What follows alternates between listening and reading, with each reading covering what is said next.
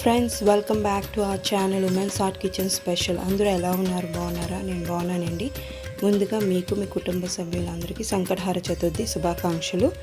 నేను సంకటహార చతుర్థి పూజా విధానం ఇంట్లో ఎలా చేసుకున్నాను, ఉదయం పూట పూజ అండి ఇది. నేను ఎలా చేసుకున్నాను ఈ విధంగా చూసేయండి. ఓం గం గణపతియే నమః. ఓం గం గణపతియే నమః.